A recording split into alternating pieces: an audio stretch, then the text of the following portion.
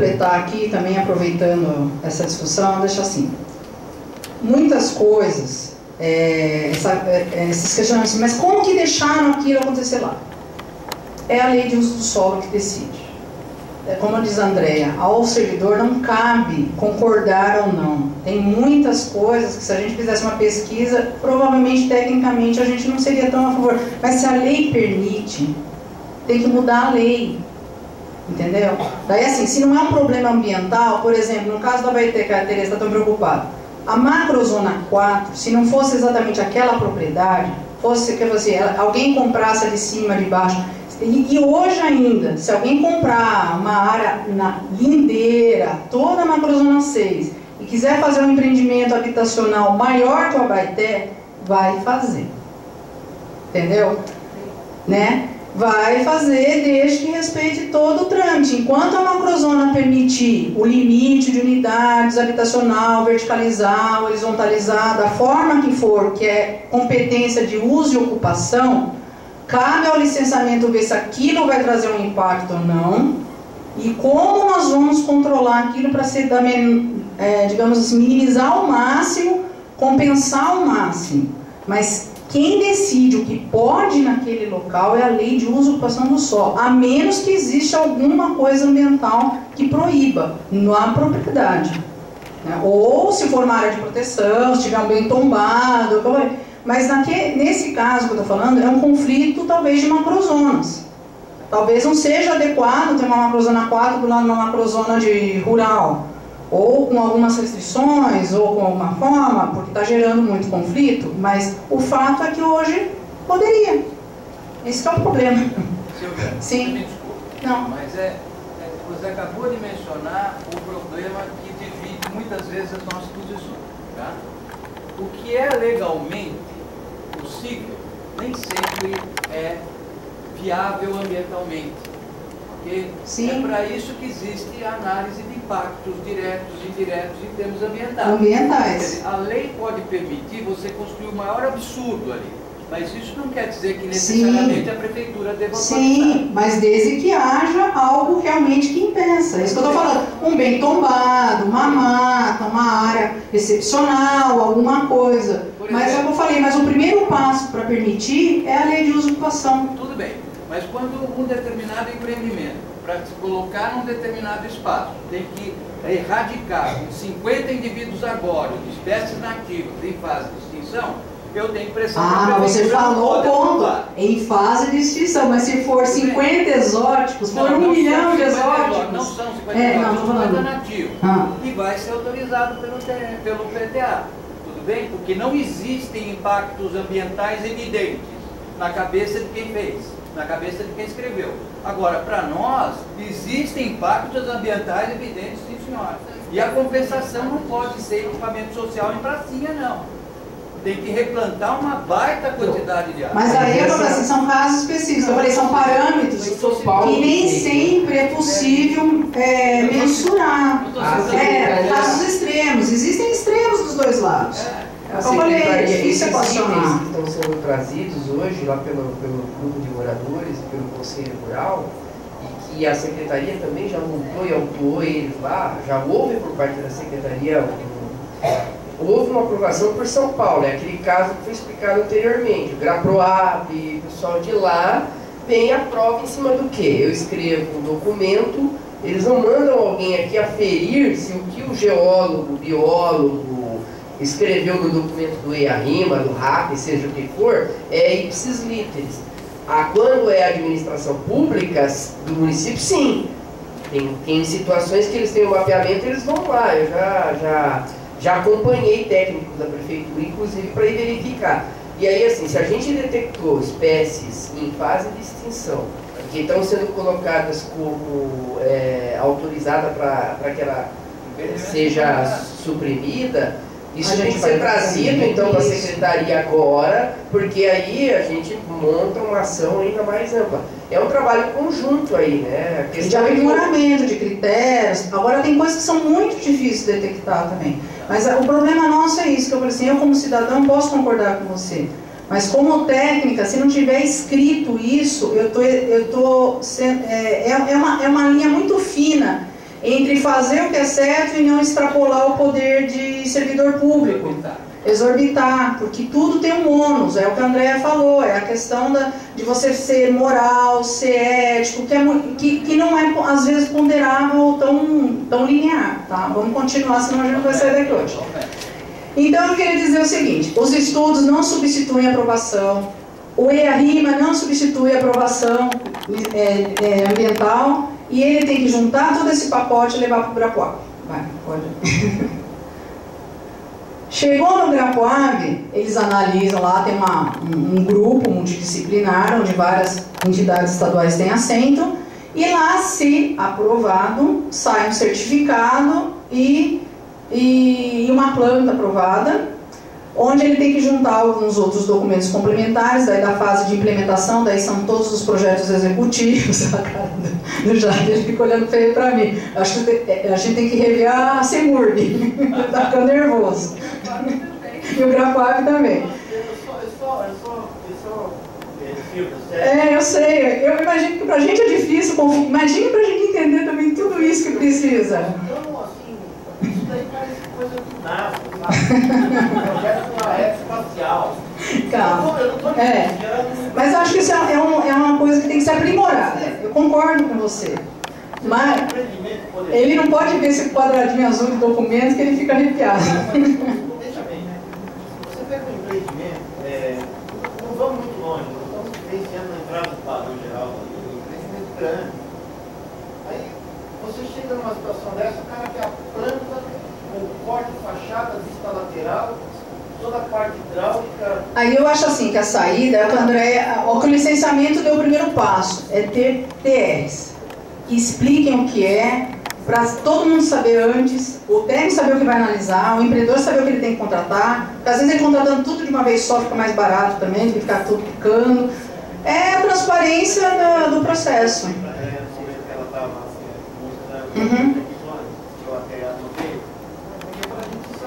Sim. Tem, agora tem. Agora tem. A gente, por exemplo, com o irmão mais novo, a gente vai querer fazer a mesma coisa, no caso de cadastramento. Como tem que ser o cadastramento? O que tem que conter? Exemplo, desenho, o que for. Porque a gente sabe que o universo fora da prefeitura é muito vasto. Tem gente boa, tem gente ruim, tem gente picareta, tem de tudo. E a gente sabe, eu pelo menos tenho essa consciência que o empreendedor nem sempre é vilão. Às vezes ele é enganado por uma consultora, tem casos que o proprietário nem sabe que o cara está aqui fazendo alguma coisa, a gente avisava o consultor e o dono não ficava sabendo. E, sabe, a transparência é o melhor caminho. Por isso que, André, assim, no LAU, a gente aprendeu com algumas experiências e tentamos sanar lá. Ou seja, avisa o proprietário, a consultora. Se a consultora for picareta, o dono fica sabendo, você não levou o documento lá? Você não explicou? Evita arquivamento desnecessário, que o dono perca dinheiro à toa. Então, assim, a gente quer favorecer o bom empresário, o cidadão que quer empreender da forma correta. Cabe a gente deixar bem claro o que precisa, para quem precisa, de forma precisa, e aprimorar essas coisas de, digamos, de porte, magnitude, para ser um pouco mais justo, né? Sem exagerar de um lado e sem cometer alguma omissão do outro. Eu falei, é uma linha muito difícil da gente traçar, mas a gente está numa busca contínua de tentar deixar essa linha o mais clara possível, na medida que a gente tem confiança e conforto de deixar claro também algumas coisas, né? Então, mas o que é importante aqui falar é o seguinte, que depois que volta do GRAPOAB, o meio ambiente não se manifesta mais municipalmente. Não volta mais para o meio ambiente. Ele volta para o certificado, todas as autorizações, exigências, condições de implementação desse loteamento, é tudo feito no GRAPOAB. A LP, no caso de um loteamento simples, é mais complexo, que exige um EIA-RIMA, uma LP-LI, no caso de um loteamento mais simples, a outorga do DAE se é necessária, autorização para corte e supressão, vem tudo de lá. O que voltar de lá, a gente cabe só acompanhar, porque a LI e a LO vem para subsidiar as fases, depois tem o recebimento das obras. O que acontece? Todo caso tem isso. Existe um histórico, tem muita coisa no meio do tempo de toda essa tramitação. A gente ainda tem casos que antes de existir LO no Estado, porque em casos muito antigos, era dado a licença e pronto. Né? O próprio Estado não ia ver se a obra ficou a contento. Hoje ele já também aprimorou. Hoje ele dá uma LO e acompanha se a obra foi feita do jeito que ele falou, que ele aprovou. Mas existem casos que ainda não estão fechados esse LO. A gente está segurando lá o acompanhamento do plantio até ficar contento para a gente poder dar o recebimento e estar segurado os calções, os lotes calções. Essas licenças complementares, por exemplo, foi aprovado no Cracoá, vem para cá. Aí foi previsto no meio ambiente, por exemplo, uma área de supressão, com as compensações devidas que vão ser utilizadas. Nessa etapa da obra executiva, tem a licença complementar específica. Ó, as árvores que eu tive autorização prévia, eu vou fazer agora a supressão dela. Aí eu tenho que vir aqui, entrar aqui, Não. Os termos de compromisso são todos firmados no Estado. A garantia está em quem licenciou. O que acontece é o seguinte: se for observado por denúncia ou por próprio técnico, por algum motivo não chegar, o problema é que a gente não pode autuar. A gente tem que avisar o órgão que licenciou para ir lá e autuar ele. Certo? Então daí a gente tem uma função de vigilância, de monitoramento, mas não mais de órgão licenciador. Tá? Cabe a ela fazer tudo isso. Aqui eu fiz uma simplificação, existe toda uma coisa maluca que o empreendedor vai conhecer melhor que eu, que é quando só pode vender depois que faz o decreto, o cartório, o registro do cartório, calçonamento de lote e uma série de outras coisas que tem mais a ver com a CEAB, com a CEINFRA, com o jurídico, até que chega o recebimento. Certo? Sim. Aqui eu tinha posto só uma lista do que vai para o Grapoab. O Grapoab ele é um misto, né? O Grapoab ele trabalha tanto com porte, com quantidade de unidade, então importa o tamanho da área, às vezes o que tem, o que não tem instalado, às vezes a quantidade de unidades. Isso que é difícil também. As exigências de ir para órgãos ou de estudos não é sempre vinculado ao mesmo parâmetro, é sempre misto. Depende às vezes do tamanho do lugar, do que é, onde é, por que é, o que vai fazer, o que vai operar, e todas as leis misturam todos esses parâmetros nas suas exigências. É quase um quebra-cabeça, um caça-palavra, o que vocês acharem mais fácil de entender. Edificação em lote. Edificação em lote, como eu disse, por que é importante? Aí você, mas por que a gente vai se preocupar com lote? Existem lotes e lotes, existem lotes enormes. Né? Existem lotes que a área construída, se for verticalizar, pode chegar a 6 mil metros quadrados, 7 mil metros quadrados, talvez até mais. Então, como a lei diz que tudo que é acima de 2.500 metros quadrados tem que ser licenciado ambientalmente, a gente emite uma licença prévia antes de aprovar essa edificação, mesmo que única, muitas vezes ela é única, né? O que pode acontecer, ela tem mais de um pavimento. LP, LI, LO na mesma forma, previamente a todas as aprovações urbanísticas. Da mesma forma, é raro acontecer de ter um ETM nesse caso? É raro, mas não é impossível. É raro precisar de outros estudos? Não é tão raro assim, porque os estudos específicos exigidos em leis também aparecem. Depende de muitas variantes que não estão ligadas a lote, estão ligadas a local, tamanho, uso e um monte de outras prerrogativas. Tá?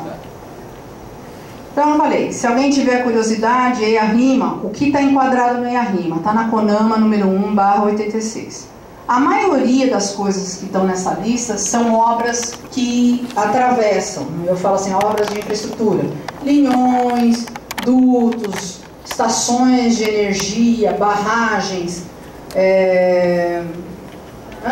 aterros sanitários, são coisas maiores, a maioria. Salvo os casos de lotes maiores que 1 milhão de metros quadrados, se estiver próximo a um ambiente de unidade de conservação ou uma área ambientalmente protegida. Existem outros parâmetros além da natureza da atividade ou do tamanho que ele é.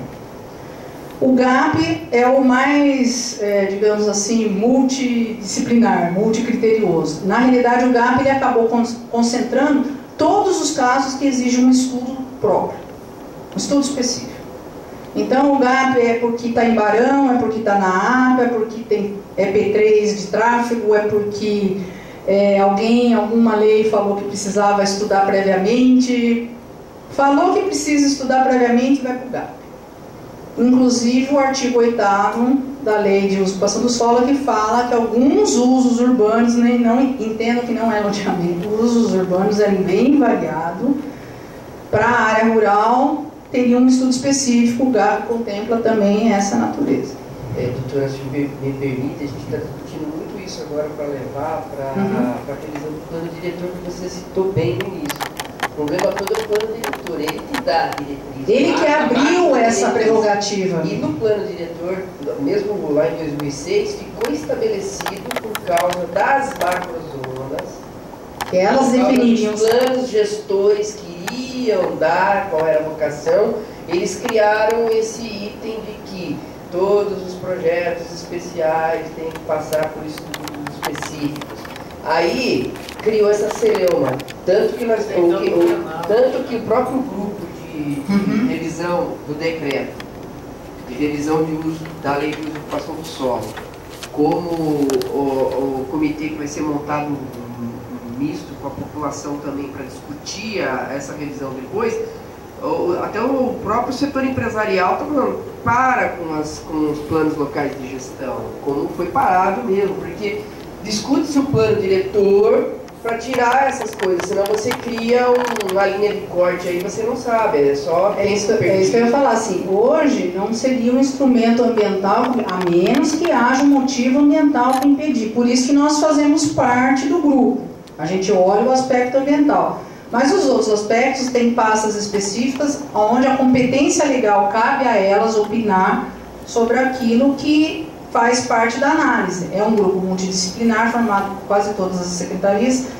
e a gente olha os aspectos ambientais. A gente faz, no momento do GAP, dependendo do que ele entra, como já foi dito, ele não tem a qualidade, mas ele não consegue substituir todo o processo de aprovação. Se você pensar no cadastramento, as diretrizes urbanísticas, uma análise prévia ou uma licença prévia, a documentação que é para uma licença prévia, no caso de uma edificação, ele não tem essa função de suprir tudo isso.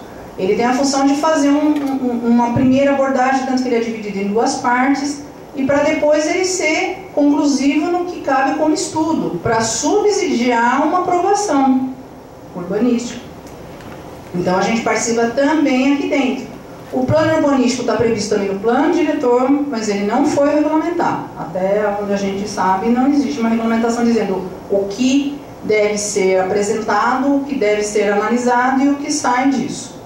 E o projeto global de ocupação da lei de Barão Geraldo, ele tem alguns, esse projeto global ele está designado para algumas partes de Barão, ele tem algumas diretrizes do que deve ser analisado e contemplado nessa análise, mas você vê a diversidade que são esses estudos, né? Digamos assim, os objetivos deles são diferentes, a natureza deles são diferentes, então os resultados deles são diferentes. Por isso que eu falei, os instrumentos são variados, todos com a intenção de subsidiar uma aprovação urbanística que só tem uma linha, que é aquela.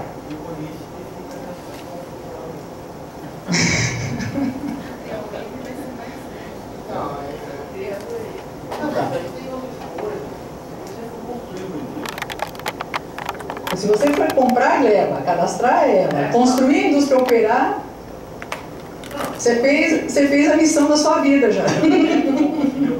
Não, vamos conseguir, mas vai ser bem trabalhoso. Eu confesso isso, mas para vocês, isso é um exercício de otimização de processo, de compatibilização de documentação, é uma coisa que a gente começou a fazer naquilo que nos compete. Se já existe um documento próximo do que eu quero, vamos incrementar ele e não vamos pedir outro. Né? Mas é um exercício para você, de várias secretarias, isso é uma coisa mais lenta. Eu trabalho com vocês, a gente troca muito ideia, pessoal com vocês. Então é isso, o que eu levanto justamente são questões que vocês, eu enquanto consultor, e o Alexandre também deve apanhar quem faz consultoria, que tudo isso? O que você vai fazer com esse monte de desenho? Onde você vai levar isso aí? Você olha assim, você fala, pô, também, o empresário tem razão. Mas, Não basta um conjunto não. de 160 planos, tem que ter 2. mas eu vou dizer, eu não quero ser muito otimista, mas com o trabalho do DEC de cadastramento, por exemplo, já não precisaria apresentar tantas plantas, porque basta uma para o cadastro e a gente acessar já é o suficiente. Eu falo assim, precisa alguém de fora fazendo um trabalho de organização em métodos quase. Existe até um trabalho interno nisso, não sei se vai chegar no que você deseja, mas que a prefeitura está propiciando isso, ela está, especialmente por causa de aprovação de empreendimentos, que é esse esforço monumental de entender toda essa costura entre as secretarias para ver se ela consegue otimizar, para ver se a gente sai dos loops, né? Porque a gente também entra em loop, não pensa que a gente não entra, não, nós entramos em muitos, né? Aliás, terrível. O curso aqui, ele tem muito mais essa função, porque a gente está tendo experiência, por exemplo, que a própria secretaria, com a CEINFRA, com a SEAB, para projetos especiais da cidade, por exemplo, regularização fundiária, que não passavam, a gente pegava o projeto depois, agora a gente está tendo a oportunidade de conversar com eles, ajudá-los antes, e há interesse. Agora, esse regramento que a doutora Silvia está colocando, nós também não podemos ter como conselheiros, daí eu faço a minha culpa, aquele olhar que você colocou, Silvia, antes. Não há uma pré-estabelecida. Há uma incongruência aí de gestão administrativa, no alinhamento dos processos, transversalidade intersecretarial que vai ter que se construir. As leis, a gente observa assim que as leis elas têm datas muito esparsas, principalmente as urbanísticas, né? E tem muitos remendos, o que é o pior, né? Então, esses remendos, quando eles foram feitos olhando só ela. Eu não conheço alguém que tenha feito um esforço de alinhavar, fazer esse trabalho de organização de métodos, para ver as interfaces, as interferências. Então, é custoso, menos era custoso para a gente. Às vezes, nem a gente sabia em que ponto que entrava. Daí, quando chegava, assim, mas agora, né, a mesma situação que vocês se encontram às vezes, a gente já se encontrou. Mas agora não adianta passar pela gente, agora já foi. Né? Então a gente buscou, com essas amarrações, exigências, de botar a coisa numa linha lógica e produtiva. Mas a gente só tem ingerência da nossa parte ambiental. A gente busca otimizar. O próprio GAP, para vocês terem ideia, quando ele saiu, eu fiz um exercício, eu e o Alexandre, que é do anexo 1, de checar todos os documentos que já eram de cadastramento para a gente chegar no documento mais próximo. Acho que o único documento que a gente pedia mais na época era a tal da planta urbanística, que era a sobreposição do empreendimento no terreno. Porque o resto ele já teria que fazer de alguma forma se fosse continuar com o empreendimento e cadastrar. Então era uma forma de não exigir coisas novas, era alguma coisa que normalmente ele teria que fazer. Talvez a gente estivesse antecipando alguns deles. Mas com o tempo foi mudando, as coisas vão mudando. O problema são essas revisões, leis antigas que não previam outros instrumentos. Então, por exemplo, quando for existir o WAVE, vai ser outra lei que vai criar uma outra inserção dentro do processo, vai exigir uma outra lista de documentos, talvez. E se na época da criação dela não for ter esse olhar do que ela vai impactar nas outras legislações, vai ser o caos. Certo? As leis também causam impacto nas outras leis. Só que não existe essa figura hoje para ficar olhando isso, não existe. Tem que partir mais ou menos dos técnicos. Não, mas isso vai acontecer nas outras cidades, lá é pior. Eu acho que aqui a gente já sabe que tem, lá é pior, eles nem sabem. E só para falar do GAP, o GAP hoje ele é dividido em duas partes, onde a pessoa entra com uma análise de viabilidade. Aqui são as várias pastas, né? Todo mundo sabe que para cada pasta existe uma lista de documentos. São montadas 5 pastas. Elas vão, cada uma com as listas que interessa para cada secretaria. Vai para o GAP, se aprovado, se há condições, sai um certificado de viabilidade, vale por 2 anos. E se a pessoa tiver a intenção de continuar a finalizar o estudo, daí tem que abarcar outros aspectos, daí mais, digamos, de implementação mesmo, mais de natureza de projetos executivos, apresentar, aumenta o número de pastas, e daí sim sai um parecer técnico condicionante, que não substitui o alvará de aprovação da CEMAR. É condição para sair uma aprovação urbanística.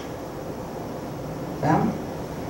Então, até que ponto isso é vantajoso ou não cabe a gente questionar nesse momento, não aqui, mas é assim, ele tem a intenção de fazer uma análise prévia para verificar a viabilidade daquilo, para realmente fazer uma aprovação. Como ele diz, as taxas são altas, são custosas, o tempo gasto é grande. Então aqui ele fica sabendo se esse tipo de empreendimento, se antes a gente só podia apontar, por exemplo, um EIA-RIMA em função do tamanho do lote, dependendo do que ele quer, a gente já fala assim, não, você vai precisar de um EIA-RIMA, né? Ele tem uma intenção boa de consolidar. A única parte que não foi pensada na época é que o mesmo grupo que analisa isso está analisando o cadastramento, as diretrizes. Então, na realidade, cria duas linhas de análise para a mesma equipe. Então, isso dá uma certa lentidão. Se antes a gente fazia só uma coisa, agora tem que fazer duas, é o mesmo técnico que faz essas duas demandas, né, linhas de demandas.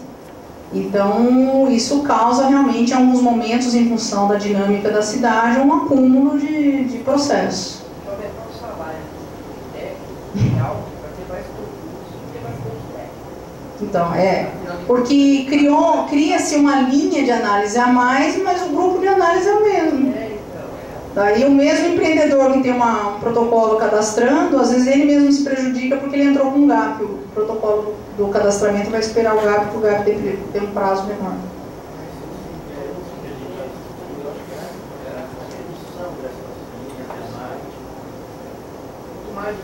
O certo seria ser linear. Eu acho que um dia a gente chega lá. Eu prefiro. Eu, como engenheira, gosto do cartesiano. E até para que você possa ter uma produtividade. Não, e dá mais transparência, exatamente. Esse emaranhado de pedaços de exigências em leis, espalhadas nas mais diversas leis urbanísticas, que misturam exigências ambientais. Daí lá você descobre que num artigo pede que seja feito um laudo não sei das quantas. A gente tem que resgatar isso de alguma forma, inserir isso dentro do licenciamento, achar o local certo de exigir, achar o local certo do empreendedor ficar sabendo que ele vai precisar fazer isso, porque o munícipe não vai ler todo esse emaranhado de lei, não tem jeito. Então a gente faz isso como a gente tenta traduzir essa exigência legal que está perdida num arcabouço enorme nessa questão, nas diretrizes, nos TRs, sempre mais assim, se a gente exige é porque existe um respaldo legal. O que a gente não pode fazer é falar assim, ó, eu estou pedindo esse laudo aqui porque o artigo 2 do inciso 4 da lei tal exige, então a gente já marca assim, ó, tem que trazer isso. Mas pode ter certeza que quase todo isso tem um inciso, um parágrafo, um artigo em algum lugar de alguma lei que está exigindo. No caso do GAP, ele deveria vir nessa última fase, que é onde você tem o casal interessado, apresentou todas essas exigências, passa pela análise de vocês e aí a gente vai dar o parecer em cima dessa fase. Mas acontece que assim, isso aqui não é uma aprovação. Né? Mas vocês recebem a lista, que a lista talvez não seja muito explícita do que é cada coisa, né? Porque é uma exigência avisar o CONDEMA de tudo que dá entrada. Mas, a lista não seja muito explícita, não. A lista não é explícita. Só os números dos protocolos? Vocês podem exigir que eles digam Mas o que vocês podem ter certeza é que isso aqui, seja lá o que for que foi dado um parecer técnico condicionante, ele só serve para subsidiar a aprovação, o que for pertinente ao urbanístico ser contemplado na exigência de aprovação, e o que for ambiental aqui vai ser contemplado na licença prévia ou no ETM, quando ele entrar na linha de aprovação. Daí vocês vão ter assento de novo em cima dos pareceres que a gente fizer. Sim, quando ele entrar para pedir para aprovar. O que nós recebemos hoje são 3 folhinhas, um número. Aí tem que pedir para a Secretaria Executiva do GAP explicitar, né? Tá. Mas é uma exigência que vocês já saibam de antemão. Mas se a forma como está sendo anunciada não é suficiente, vocês têm todo o direito de ir lá e pedir a forma mais adequada. Mas o que vocês legalmente, isso aqui não é aprovação. É aquele quadradinho que eu mostro, outros estudos, que é condição para poder solicitar aprovação formal, urbanística e ambiental. Então, assim, seria bom ver agora? Sim, por isso que vocês estão ouvindo, mas se não está dando o resultado esperado, tem que mexer na forma de comunicação, né? Isso. Tá.